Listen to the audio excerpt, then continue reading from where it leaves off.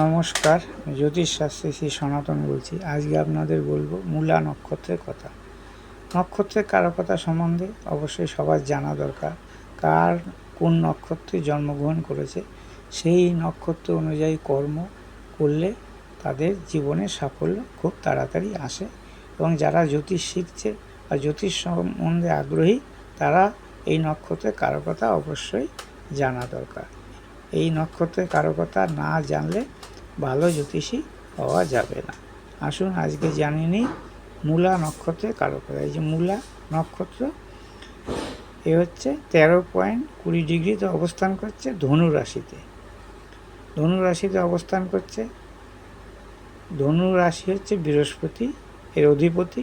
আর মূলার অধিপতি হচ্ছে কেতু, মূলা নক্ষত্রের অধিপতি।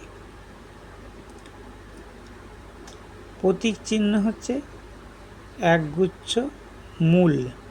দেবতা হচ্ছে নৈধৃতি। শরীরের অংশ কি? উরুদ্বয়, জঙ্ঘা, ফিমার, সাইটিক নার্ভ। রোগ কি হয়? বাত, শিরদাঁড়ার ব্যথা, জঙ্ঘা সংক্রান্ত রোগ। মানসিকতা সৎ, দয়ালু, মাননীয়, সৌন্দর্যপূর্ণ, নিয়মনিষ্ঠ, ধার্মিক এবং সামাজিক। এই মূলা নক্ষত্রে যারা জন্মগ্রহণ করে।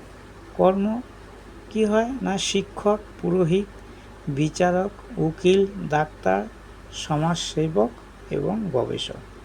এই রাশিতে যারা জন্মগ্রহণ করে তাদের এই সব কর্ম করলে তাদের শুভ ফল তাড়াতাড়ি লাভ হয়। আমার মোবাইল নম্বর হচ্ছে 9333828747। আমার সঙ্গে যোগাযোগ করতে হলে অবশ্যই এই নম্বরে যোগাযোগ করবেন। যে কোনো সমস্যা, পারিবারিক, সাংসারিক, গৃহ, উচ্চশিক্ষা, শিক্ষা, বিদেশ যাত্রা, ভ্রমণ, বাচ্চারা পড়াশোনা করছে না, সাংসারিক অশান্তি এবং বিবাহের ডিভোর্স, সমস্ত সমস্যার সমাধান করে থাকি অল্প মূল্যে।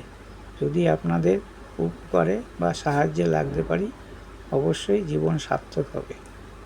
আমার এই ভিডিওটা যদি ভালো লাগে অবশ্যই লাইক করবেন, কমেন্ট করবেন, সাবস্ক্রাইব করবেন, ফলো করবেন এবং শেয়ার করবেন। নমস্কার।